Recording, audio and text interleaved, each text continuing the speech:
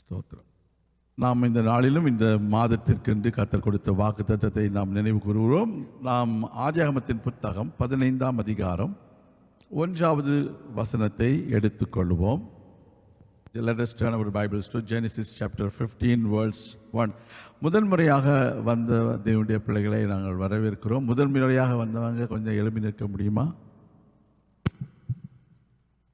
Can you please stand? ஆமாம், ஆமாம், அறிமுகப்படுத்தாங்க, introduce பண்ணுங்க sir.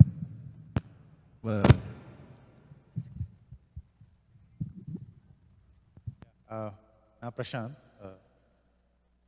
I am Fanola. Hello, praise God, brother and sister. Thank you so much. God bless you.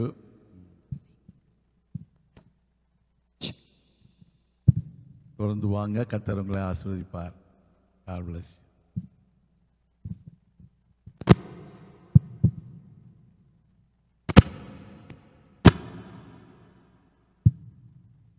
நாம் வாசிக்கலாம். ஆதியாகமத்தின் புத்தகம் 15ஆம் அதிகாரம் 1வது வசனம். இந்த காரியங்கள் நடந்த பின்பு கர்த்தருடைய வார்த்தை ஆபிராமுக்கு தரிசனத்திலே உண்டாகி, அவர், ஆபிராமே, நீ பயப்படாதே, நான் உனக்கு கேடகமும் உனக்கு மகா பெரிய பலனுமாயிருக்கிறேன் என்றார். ஆமென். ஜெபிக்கலாம். எங்கள் அன்பின் பரலோக பிதாவே, உம்முடைய குமாரனாகிய இயேசு கிறிஸ்துவின் நாமத்திலே இந்த வார்த்தையை நீர் ஆசீர்வதித்து தரும்படியாக உடைய சமூகத்திலே வந்திருக்கிறோம். இந்த நாளை ஆசீர்வதியும், இந்த வார்த்தையை ஆசீர்வதியும். இதன் மூலமாக நீர் எங்களோடு பேசும், பெரிய காரியங்களை செய்திடணும். இயேசு கிறிஸ்துவின் நாமத்தில் நல்ல பிதாவே, ஆமேன். ஆண்டவருடைய வார்த்தை சொல்லுகிறது, இந்த காரியங்கள் நடந்த பின்பு. ஆமேன். இந்த காரியங்கள் நடந்த பின்பு என்ன அப்படின்னு நம்ம எல்லாம் கேட்போம். அப்போ இன்னைக்கு ஆண்டவர் இந்த ஒரு வார்த்தையின் மூலமாக பேச, இந்த காரியங்கள் நடந்த பின்பு. why should God say all after all these things? ஆமா இல்லையா? நம்மளுடைய வாழ்க்கையில் கூட சொல்லுவோம், எல்லாம் நடந்தது அதுக்கு பிறகு அப்படின்னு சொல்லுவோம். எல்லாம் நடந்துச்சு அதுக்கு பிறகு. அதுதாங்க பெரிய சஸ்பென்ஸ். அநேக மக்கள் இந்த முன்பு நடந்ததை நம்ம மறந்துடுறோம். ஆனால் முன்பு நடந்த காரியங்கள் தான் பின்பு நடக்க போகிற காரியங்களுக்கு ஒரு பேஸ்மெண்ட், ஒரு அஸ்திபாரமாக போடப்படுகிறது. ஆண்டவருடைய வார்த்தையில் அநேக இடங்களில் இந்த காரியங்களை குறித்து நம்ம பார்க்கிறோம். இந்த காரியங்கள் நடந்த பின்பு என்று சொல்லி நான் 1ஆம் தேதி சொன்னேன் உங்கள் மத்தியில். இந்த காரியங்கள் என்றால் எதை குறிக்கிறது என்று சொல்லி வேதாகமத்தில் அநேக இடங்களில் இந்த காரியத்தை குறித்து பார்க்கிறோம். அதாவது இந்த காரியங்கள் என்று சொல்லி உங்கள் வாழ்க்கையிலும் சில காரியங்கள் உண்டு. பாருங்க, இயேசு கிறிஸ்து பிறப்பதற்கு முன்பதாக ஒரு சம்பவம் நடக்கிறது. ஆனால் இயேசு கிறிஸ்து பிறந்தார் என்பது ஒரு முக்கியமான நிகழ்வு. அந்த நிகழ்வுக்கு பிறகு இந்த காரியங்கள் நடந்த பின்பு இயேசுவானவர் இந்த உலகத்தில் பிறந்த பின்பு, அதுதான் கிறிஸ்துவுக்கு பின். அப்ப கிறிஸ்துவுக்கு முன், கிறிஸ்துவுக்கு பின். எல்லாருடைய வாழ்க்கையிலும் ஒரு முன் அத்தியாயம் ஒன்று இருக்கும், அதற்கு பின்பு இன்னொரு அத்தியாயம் இருக்கும். அப்படின்னா என்ன அர்த்தம்? எப்பொழுதுமே ஆண்டவர் அந்த பின்னால வருகிறதான அத்தியாயத்தில், அந்த சாப்டர்ல பெரிய காரியங்களை செய்ய போகிறாருன்னு அர்த்தம். வரலையா சொல்லுவோமா? என்னென்ன உங்களுக்கு நடந்ததோ அவங்க எல்லாவற்றையும் கர்த்தர் தலைகளாக மாற்றி உங்களுக்கு ஒரு நன்மையானதை செய்வதற்காகத்தான் அவர் சொல்வார், இந்த காரியங்கள் நடந்த பின்பு. ஹல்லேலூயா. சில வேளைகளில் நம்ம நினைக்கிறோம், எல்லாம் நடந்துருச்சு, இப்போ என்ன அடுத்தது என்ன நடக்க போகுதோ தெரியலையே ஆண்டவரே என்று சொல்லி நம்ம நினைக்கிறோம். அதுதான் இன்னைக்கு நம்ம தியானிக்க போகிறோம். உங்கள் வாழ்க்கையில் நீங்கள் எதை குறித்தும் ஆண்டவர் என்ன செய்ய போகிறாரோன்னு நினைக்காதீங்க. எப்பொழுதுமே கர்த்தர் உங்களை கைவிட மாட்டார். ஹல்லேலூயா. கர்த்தர் உங்களை விட்டு விலக மாட்டார். கர்த்தர் முன்பு செய்ததை பார்க்கிலும் பின்பு அதிகமாக நேர்த்தியாக செய்வார். ஒரேலையா சொல்லுவோமா? ஆமென். முந்தின ஆலயத்தின் மகிமையை பார்க்கிலும் பிந்தின ஆலயத்துடைய மகிமை பெரிதாயிருக்கும். ஹல்லேலூயா. உங்க வாழ்க்கையிலும் உங்கள் கடந்த நாட்களிலே நடந்த காரியங்களையும் பார்க்கிலும் இனிவரும் நாட்களில் நடக்க போகிற காரியங்கள் மகிமையாக இருக்கு. அதான் இந்த காரியங்கள் நடந்த பின்பு என்ன, அதுதான் இன்னைக்கு நம்ம செய்தியுடைய தலைப்பு. அது என்ன என்பதை தான் நம்ம பார்க்க போறோம். என்ன நடக்க போகுது? ஒவ்வொரு மனுஷனுடைய வாழ்க்கையிலும் ஒரு முக்கியமான சம்பவம் நடக்கிறது. இந்த இடத்துல நமக்கு தெரியும், ஆபிரகாம் சோதோம் ராஜாக்களை ஜெயித்து விட்டு வருகிறான். அந்த சோதோம் ராஜாக்கள் என்ன பண்ணினாங்க? ஆபிரகாமுக்கு ஒண்ணுமே பண்ணலைங்க. ஆனா ஆபிரகாமுடைய சொந்தக்கார ஒரு பையன் அப்படின்னு சொல்லலாம், அவனுடைய சகோதரன் மகன் லோத்துவுக்கு பல பிரச்சனைகளை பண்ணாங்க.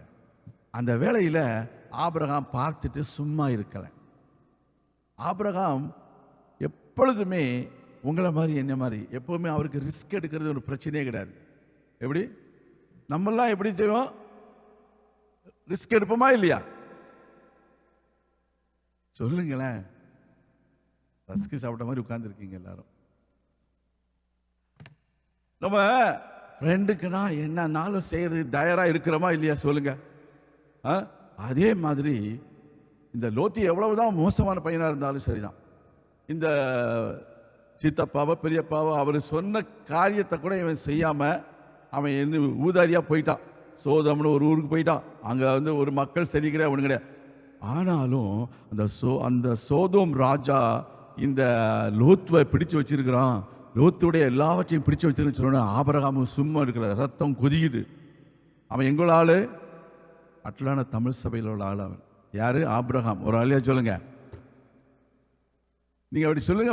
நீங்க ஒரு வார்த்தை சொல்லுங்க. இப்ப பாருங்க, சாயங்காலம் வீட்டில் வந்து எல்லாரும் இறங்கியிருப்பாங்க.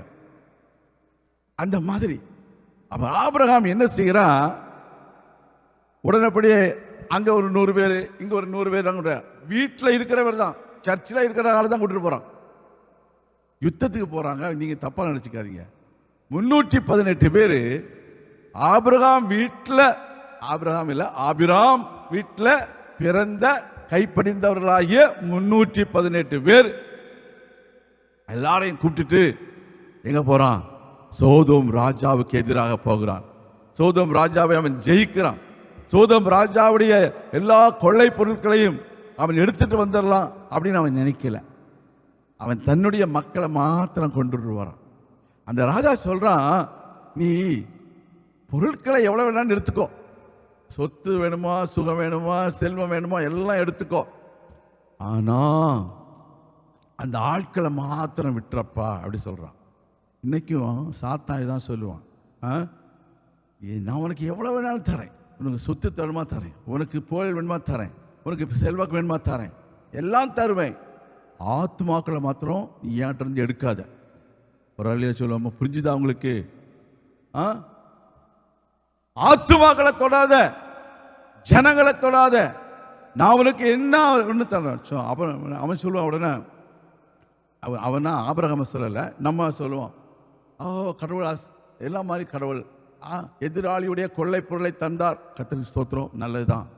ஆனா ஆபிரகாம் கொஞ்சம் வித்தியாசமான ஆளு. ஆபிரகாம் ஒரு வித்தியாசமான ஆளு. அவன் சொல்றான், அந்த 22வது வசனம், 14ஆம் அதிகாரம் 22வது வசனத்துல, அதற்கு ஆபிரகாம் சோதோமின் ராஜாவை பார்த்து, ஆபிராமை ஐஸ்வர்யனாக்கினேன் என்று நீ சொல்லாதபடிக்கு நான் ஒரு சரட்டையாகிலும் பாதரட்சையின் வாரையாகிலும் உமக்கு உண்டானவைகளில் யாதொன்றையாகிலும் எடுத்துக்கொள்ளேன் என்று வானத்தையும். ஒரு அல்லையா சொல்லுவோமா? நீ என்ன பணக்காரனா ஆக்கணும்னு சொல்ல விரும்புறியா? நோ. உன் பணமும் வேண்டாம், உன் பாத ரட்சையிலே ஒரு வாறு, ஷூ லேஸ், புரியுதா? அந்த ஷூ லேஸ் அவ்வளவு இம்பார்ட்டன்ட் அந்த நாட்கள். அந்த பாத ரட்சையின் வாரையாகிலும் உனக்கு உண்டான ஒன்றையாகிலும் நான் என்ன செய்யறதில்ல, எடுத்துக்கொள்ள மாட்டேன். காரணம் என்ன? நீ என்னை ஐஸ்வர்யவனாக்கினேன் என்று சொல்லாதபடிக்கு. கர்த்தருடைய பிள்ளைகளே, கர்த்தருடைய ஆசீர்வாதமே ஐஸ்வர்யத்தை தரும், அதனோட அவர் வேதனையை கூட்டார். எனவே எந்த விதத்திலும் நம்முடைய வாழ்க்கையிலே நாம் உத்தமர்களாக இருக்கிற பொழுதுதான் இந்த காரியங்களுக்கு பிறகு ஒரு நல்ல காரியம் நடக்க போகுது. ஒரு ஆளியா சொல்லுவோமா? அவன் எதிராளியை ஜெயித்தது மாத்திரம் ஒரு நல்ல காரியம் அல்ல, நல்ல காரியம் என்று சொல்ல முடியாது. ஆனா அந்த எதிராளியுடைய, சத்துருடைய, ராஜாக்களுடைய அந்த அதாவது சொத்துக்கள், சுகம், அவங்களுடைய பொருள் எதையும் நான் எடுக்கவே மாட்டேன் என்றதான ஒரு உறுதிமொழியோடு இருந்தான். அல்லேலூயா. எந்த விதத்திலும் எனக்கு என்ன வேண்டாம், பிறருடைய பொருள் வேண்டாம், பிறருடைய ஆஸ்தி வேண்டாம், பிறருடைய எதுவும் எனக்கு வேண்டாம் அப்படின்னு அவன் சொல்றான். ஏன் தெரியுமா? நாளைக்கு சொல்லுவான். யார் சொல்வா? இந்த சோதம் ராஜா சொல்லுவான். அந்த உங்களுக்கு தெரியுமா, அந்த யாரு ஆபிராம் ஏன் இவ்வளவு பெரிய பணக்காரனா இருக்கான்னு தெரியுமா? பிறகு நம்ம வாசிக்கும் பொழுது அவன் செல்வச்சீமானாய் மாறினான்னு இருக்குது. அந்த செல்வச்சீமானாய் மாற காரணம் என்ன தெரியுமா? நான் தான் எல்லாம் எடுத்துக்கொண்டு விடுத்து கொடுத்தேன் அப்படின்னு யாரும் சொல்லக்கூடாது, அந்த சோதோம் ராஜா சொல்லக்கூடாது என்று அவன் ரொம்ப கண்டிப்பாக இருந்தான்.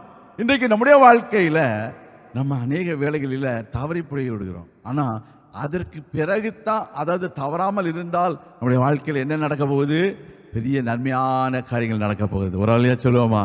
அப்ப பாருங்க, இந்த இடத்துல அந்த ஆபிராம் அந்த சோதோம் ராஜாவுடைய எல்லாவற்றையும் வேண்டாம் என்று உதறி தள்ளி விடுகிறான். என் தேவன் என்னை ஐஸ்வர்யவானாக மாற்றினார் என்று சொல்லி அங்கே அவன் டிக்ளேர் பண்ணும்படிக்கு, அதை அறிவிக்கும்படிக்கு அவன் சொல்லுகிறான். கர்த்தருடைய பிள்ளைகளே, என் ஆண்டவர் என்னை ஆசீர்வதித்தார் என்று சொன்ன ஒரு உறுதிமொழியை அவன் கொண்டு வருகிறான். அந்த லோத்துடைய வீட்டில் இருந்து எல்லாரையும் கொண்டு வந்து பாருங்க, சகல பொருட்களையும் திருப்பி கொண்டு வந்தான். தன் சகோதரனாகிய லோத்தையும் அவனுடைய பொருட்களையும் ஸ்திரீகளையும் ஜனங்களையும் திருப்பி கொண்டு வந்தான். அதில் வாசிக்கிறோம் 16வது வசனம். கர்த்தருக்கு ஸ்தோத்திரம். அப்போ இந்த வேளையில தான் ஆசாரியனாகிய மெல்கிசேதேக்கு யாருக்கு அடையாளம்? ஆண்டவராகிய இயேசு கிறிஸ்துவுக்கு அடையாளம். இது எங்க வாசிக்கிறோம்? எபிரேயர் நிருபத்தில் வாசிக்கிறோம். அப்போ வம்சம் வரலாறு இல்லாத ஒரு ஆசாரியன் இந்த மெல்கிசேதேக்கு. அவனுடைய பிறப்பு எங்க, அவனுடைய பூர்வீகம் எங்க, அவனுடைய பெற்றோர்கள் யாரு, அந்த விதமான ஒரு இன்ஃபர்மேஷன் தகவலுமே இல்லை வேதாகமத்தில். அதனால தான் எபிரேயர் நிருபத்தில் அந்த மெல்கிசேதேக்கை இயேசு கிறிஸ்துவுக்கு ஒப்புமையாக சொல்லப்படுகிறது. இந்த வேளையில இயேசு கிறிஸ்து இன்னைக்கு நமக்கு பரிசுத்த நற்கருணை. நமக்கு இயேசு கிறிஸ்து பரிசுத்த நற்கருணையில நமக்கு அப்பமும் திராட்சரசமும் கொடுத்தா நம்மெல்லாம் என்ன செய்வோம்? சந்தோஷமா வாங்குவோம் இல்லையா? அதே மாதிரிதான் இந்த மெல்கிசேதேக்கு வருகிறான். இந்த ராஜா எங்க சாவே பள்ளத்தாக்கு மட்டும் அவனுக்கு எதிர்கொண்டு போகிறான். அப்பொழுது உன்னதமான தேவனுடைய ஆசாரியனாகிய இந்த சாலேமின் ராஜாவாய யார் பேரு? சாலேமின் ராஜாவாய இயேசு கிறிஸ்து தான். ஆமென். அவருடைய அந்த மெல்கிசேதேக்கு அப்பமும் திராட்சரசமும் கொண்டு வந்து அவனை ஆசீர்வதித்து, வானத்தையும் பூமியையும் உடையவராகிய உன்னதமான தேவனுடைய ஆசீர்வாதம் ஆபிராமுக்கு உண்டாவதாக என்று சொல்லி அவன் ஆசீர்வதிக்கிறான். அப்பொழுது 20வது வசனம், உன் சத்துருக்களை உன் கையில் ஒப்பு கொடுத்த உன்னதமான தேவனுக்கு ஸ்தோத்திரம் என்று சொன்னான். கர்த்தருடைய பிள்ளைகளே, கர்த்தர் இன்னைக்கு உங்களை எல்லாம் ரட்சித்திருக்கிறார், உங்களையும் என்னை ரட்சித்திருக்கிறார். அதுதான் சத்துருவை நம்முடைய கையில கொடுத்திருக்கிற உன்னதமான தேவன். ஹல்லேலூயா. சத்துருவுக்கு உங்கள் மேல அதிகாரம் இல்லை, உங்களுக்கு சத்துருவின் மேல அதிகாரம் இருக்குது. ஒரு சொல்லுவோமா? அவர் தான் உன்னதமான தேவன். இன்றைக்கு நீங்களும் நானும் ஆண்டவருடைய வார்த்தையின்படி பார்க்கும் பொழுது, உன் சத்துருக்களை உன் கையில் ஒப்பு கொடுத்த உன்னதமான தேவன். ஹல்லேலூயா. பரிசுத்த பந்தியை குறித்து பார்க்கும் பொழுது, சிலுவையிலே என் ஆண்டவராகிய இயேசு கிறிஸ்து அந்த பிசாசின் தலையை நசுக்கி மரணத்தை ஜெயமாய் விளங்கினார். அதுதாங்க உண்மையாவே ஆண்டவருடைய மரணத்துடைய முக்கியத்துவம். இன்னைக்கு சில மக்கள் சொல்கிறார்கள், கிறிஸ்தவர்கள் இல்லை, சொல்லுகிறார்கள் இயேசு மரிக்கவில்லை, அவரை எப்படி கொல்ல முடியும் அப்படின்னு. இங்க அவர் மரிக்காவிட்டால் ரத்தம் சிந்துதல் இல்லாமல் பாவ மன்னிப்பு இல்லை. அந்த பாவ மன்னிப்பும் ரத்தம் சிந்துதலும் உயிர்த்தெழுதலும் நமக்கு வேண்டும். அப்பொழுதுதான் நாமும் உயிர்த்தெழ போகிறோம். அதனாலதான் இந்த இடத்துல பாருங்க, சத்துருக்களை உங்கள் கையில் அவர் ஒப்பு கொடுத்திருக்கிறார். விசுவாசிகள் வழியா சொல்லுங்க. அப்ப சத்துருக்களை உங்கள் கையில் ஒப்பு கொடுத்த தேவனாகிய உன்னதமான தேவனுக்கு ஸ்தோத்திரம் என்று சொல்லும் பொழுது, ஆபிரகாம் எல்லாவற்றிலும் தசம பாகம் கொடுத்தான் என்று பார்க்கிறோம். கர்த்தருக்கு ஸ்தோத்திரம். அப்போ இதற்கு பின்பு நடந்த காரியம்தான், ஆண்டவர் அந்த ஆபிரகாமுக்கு ஒரு வாக்கு தத்தத்தை கொடுக்கிறார். அது வரைக்கும் வாக்கு தத்தத்தை கொடுக்கல. அது வரைக்கும் என்ன கொடுக்கல? வாக்கு தத்தத்தை கொடுக்கல. 15வது அதிகாரத்தில் தான் ஆண்டவர் சொல்கிறாரு, நீ நான் உனக்கு கேடகமாயிருப்பேன் என்று சொல்கிறார். ஹல்லேலூயா. கர்த்தர் உங்களுடைய கேடகம். எத்தனை பேர் விசுவாசிங்க இல்லையா சொல்லுங்க. எந்த சத்துருவும் உங்களை எதிர்கொள்ள முடியாது. எந்த பிசாசின் கிரியைகளும் உங்களை எதிர்கொள்ள முடியாது. எந்த விதமான ஆயுதங்களும் உங்களுக்கு விரோதமாய் வர முடியாது. கர்த்தருடைய பிள்ளைகளை கர்த்தர் சொல்கிறார், நான் உனக்கு கேடகமாக இருக்கிறேன். Whatever may be your problem, the Lord God is your shield. It may be a problem in your family, it may be a problem in your finance, it may be a problem in your society, in your any other means, but the Lord God says, I will protect you because I am your shield. Hallelujah. ஷீல்டுன்னு சொன்னாலே உன்னை பாதுகாப்புன்னு சொல்ல தேவையில்லை. காரணம், shield பாதுகாப்பதற்காக தான் பயன்படுத்தப்படுகிறது. ஹல்லேலூயா. அந்த கேடகம் எதற்காக பயன்படுத்தப்படுகிறது? பாதுகாப்பிற்காக பயன்படுத்தப்படுகிறது. அந்த பாதுகாப்பாக நான் உனக்கு இருக்கிறேன் என்று சொன்னார். ஹல்லேலூயா.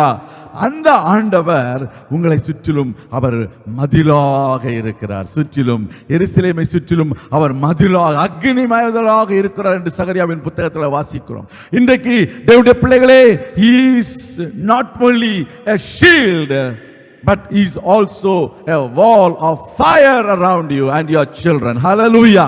எல்லா சூழ்நிலையிலும் உங்களுடைய பிள்ளைகளை பாதுகாக்கிறார், உங்களுடைய பெற்றோர்களை பாதுகாக்கிறார், உங்களுடைய குடும்பத்தை பாதுகாக்கிறார், உங்களுடைய தேவைகளை பாதுகாக்கிறார், உங்களுடைய வேலை ஸ்தலத்தில் உங்களை பாதுகாக்கிறார், உங்களுக்கு பிரயாணம் பண்ணி போகும்பொழுது உங்களுக்கு பாதுகாப்பை கொடுக்கிறார், உங்களுடைய வாழ்க்கையில நீங்கள் அறியாமல் செய்த காரியங்களில் உங்களுக்கு விடுதலை கொடுக்கும்படிக்கு உங்களுக்கு ஒரு பாதுகாப்பை கொடுக்கிறார். அப்படிப்பட்ட ஆண்டவர் இந்த ஆபிரகாமுடைய வாழ்க்கையில எத்தனையோ நன்மைகளை செய்தார்.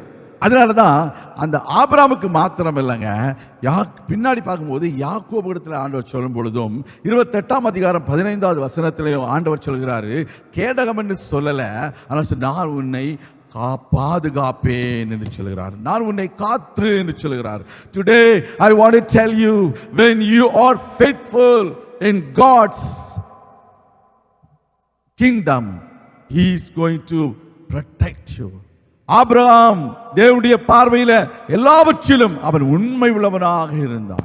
அவன் தேவனுக்கு மகிமையை செலுத்தினான். தேவன் ஒருவரே என்னை ஐஸ்வர்யவன் ஆக்கினார் என்று சொல்ல உலகம் சொல்ல வேண்டுமே ஒழிய வேற யாரும் அப்படி சொல்லக்கூடாது என்று அவன் நினைத்தான். கர்த்தருடைய பிள்ளைகளே, அதனால ஆண்டவர் சொல்கிறார், இந்த காரியங்களுக்கு பின்பு தரிசனத்தில் உண்டாய் சொல்ல, நான் ஆபிரகாமே நீ பயப்படாதே, நான் உனக்கு ஒரு கேடகமாய் இருக்கிறேன் என்று சொல்கிறார். பாருங்க, யாக்கோபு சொல்கிறார், நீ போகிற இடத்திலெல்லாம் உன்னை காத்து என்று சொல்கிறார். அப்போ உங்களையும் என்னையும் காக்கும்படிக்கு அவர் எப்படி இருக்கிறாரு? கேடகமாய். அதனாலதான் ஆண்டவர் சொல்கிறாரு, இந்த காரியங்கள் நடந்த பின்பு, பல கடந்த நாட்களிலே நடந்த காரியங்கள் உங்களுக்கு வரும் நாட்களிலே உங்களுக்கு செய்ய போகிற நன்மைகளுக்கு அது ஆதாரமாக இருக்கின்றது.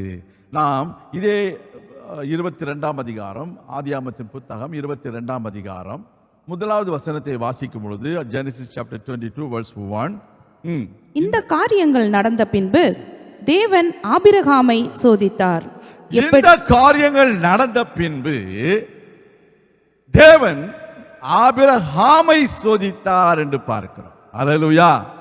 முதலாவது காரியம் நடக்கும்போது ஆபிரகாமுடைய பேர் எப்படி இருந்தது? ஆபிராம் என்று இருந்தது. அல்லேலூயா. ஆனால் அந்த 15வது வசனத்துல அதிகாரத்துல ஆண்டவர் ஆபிரகாமிடத்தில் சொல்லும் பொழுது என்ன சொல்லுகிறார்? பின்னும் தேவனாய கர்த்தர் ஆபிரகாமை பார்த்து சொல்லும் பொழுது பாருங்க, 2 ஸ்தோத்திரம் 5வது வசனத்தை வாசிக்கிறோம். அவர் அவனை வெளியே அழைத்து, நீ வானத்தை அண்ணாந்து பார், நட்சத்திரங்களை எண்ண உன்னாலே கூடுமானால் அவைகளை எண்ணு என்று சொல்லி, பின்பு அவனை நோக்கி, உன் சந்ததி இவ்வண்ணமாய் இருக்கும் என்றார். அவன் கர்த்தரை விசுவாசித்தான், அதை அவர் அவனுக்கு நீதியாக எண்ணினார்.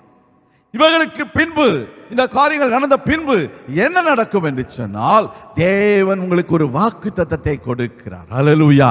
நீங்கள் உண்மை உள்ளவர்கள், நீங்கள் தேவனை மகிமைப்படுத்துகிறவர்கள், தேவனுக்குரிய கனத்தை மகிமையையும் செலுத்துகிறவர்கள் என்று கர்த்தர் உறுதிப்படுத்தின பின்பு கர்த்தர் உங்கள் வாழ்க்கையில உங்களுக்கு வாக்குத்தத்தத்தை கொடுக்கிறார். அப்போ அவன் சொல்லுகிறான், ஆண்டவரே நீங்க இதெல்லாம் சொல்றீங்க, பயப்படாதன்னு சொல்றீங்க, நான் உனக்கு கேடகம் என்று சொல்லுகிறீங்க, எல்லாம் சொல்றீங்க, ஆனா எனக்கு ஒரு குழந்தை இல்லையே. என்ன இல்லை? எனக்கு ஒரு குழந்தை இல்லையே. பாருங்களேன், நீ என்ன தருவீர்னு கேட்கிறான். என்ன தருவீர்? அதான் அந்த 2வது வசனம். ஆண்டவரே நீர் எனக்கு என்ன தருவீர்? எனக்கு ஒரு பிள்ளை இல்லையே அப்படின்னு அவன் கேட்கிறான். அந்த வேளையில ஆண்டவர் இந்த வாக்குத்தத்தத்தை கொடுக்கிறார். இன்னைக்கு உங்க வாழ்க்கையில ஏதோ ஒரு குறைவு இருக்கலாம். இந்த காரியங்கள் நடந்த பின்பு என்ன நடக்கும் என்றால், அந்த குறையை நீக்குவதற்கான ஒரு வாக்குத்தத்தத்தை கர்த்தர் தருவார். விசுவாசிங்க ஒரு வழியா சொல்லுங்க. என்ன குறை இருக்கோ உங்க வாழ்க்கையில தெரியாது, அது உங்களுடைய மனசுல இருக்கும். உங்களுடைய குடும்பத்தினுடைய குறைவா இருக்கலாம், உங்களுடைய பிள்ளைகளுடைய குறைவா இருக்கலாம், உங்களுடைய பொருளாதாரத்தில் குறைவா இருக்கலாம், அல்லது உங்களுடைய பிசினஸ்ல ஏதோ ஒரு விதத்தில் உங்களுடைய ஒரு குறைவாக இருக்கலாம். ஆனால் கர்த்தர் சொல்லுகிறார், நான் உன்னை என்ன செய்வேன்? இந்த பெரிய ஜாதியாக்குவேன் என்று சொல்லுகிறார். அதை நம்ம என்ன செய்யணும்? நம்ம விசுவாசிக்க வேண்டும். நம்ம என்ன செய்யணும்? விசுவாசிக்க வேண்டும். அடுத்த வசனம் சொல்லுகிறது பாருங்க, 6வது வசனம்.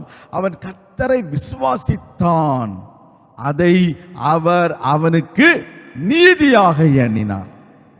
அப்ப உங்க விசுவாசம் தான் உங்களுடைய ஆசீர்வாதத்திற்கு நிச்சயமாக ஒரு காரணமாக இருக்க போகிறது. உங்களுக்கு நீதியே இல்லாமல் இருக்கலாம். உதாரணமாக சொல்றேன், ஏதாவது நீதின்னு சொல்ல உடனே நீங்களா அநியாயக்காரங்கன்னு சொல்ல கிடையாது. அதுதான் என்னன்னு சொல்ல வரேன். நம்ம கேட்கறதுல ஒரு சொல்லுவாங்க, கேட்கணும்னா ஒரு அர்த்தம் இருக்குல்ல. என்னங்க இப்படிலாம் கேட்குறீங்க, ஆண்டவர்கிட்ட போய் இதெல்லாம் கேட்கலாமா அப்படின்னு கேட்போம்.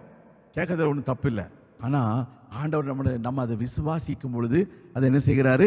அதை நீதியாக எண்ணுகிறார். யோப்பா, இவன் நம்மளை விசுவாசித்து இதை கேட்டுட்டானே, இந்த சகோதரி இவ்வளோ விசுவாசித்து எங்களை கேட்டாங்களே ஆண்டவரே அப்படின்னு அந்த மக்கள் என்ன செய்வாங்க?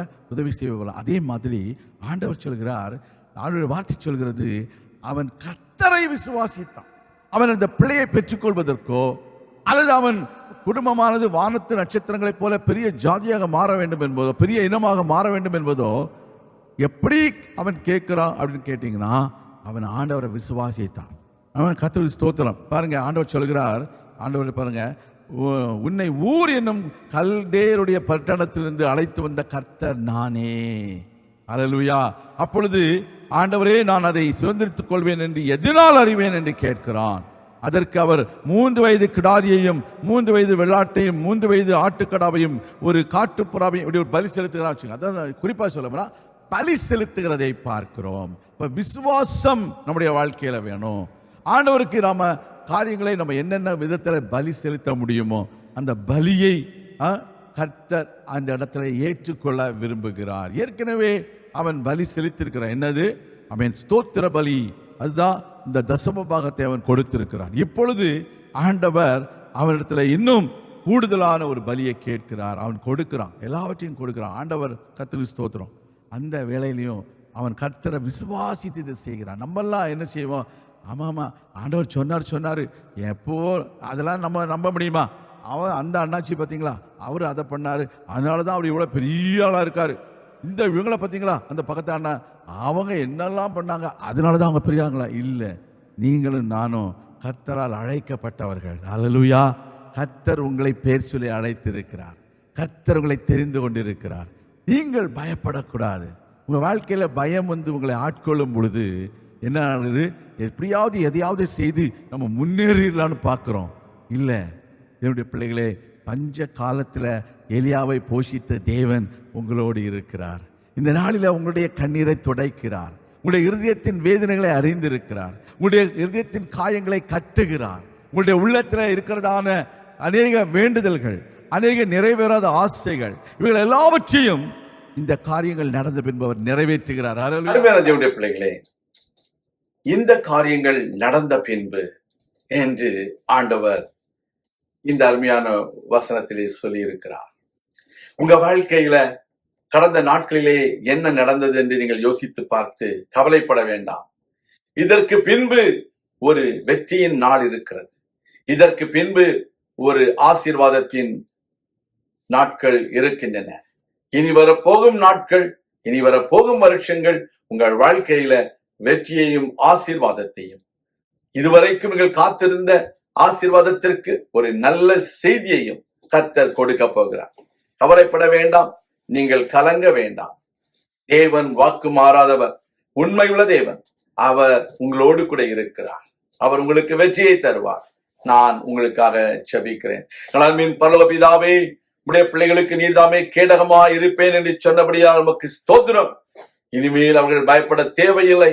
கடந்த நாட்களிலே உள்ள காரியங்களை குறித்து அவர்கள் கவலைப்பட்டு துவண்டு போகாதபடிக்கு தேவனே உடைய பிள்ளைகளை நீ உற்சாகப்படுத்தும், உடைய பிள்ளைகளை பயன்படுத்தும், உடைய பிள்ளைகள் வாழ்க்கையிலே மேலான நன்மைகளை செய்தருளும்.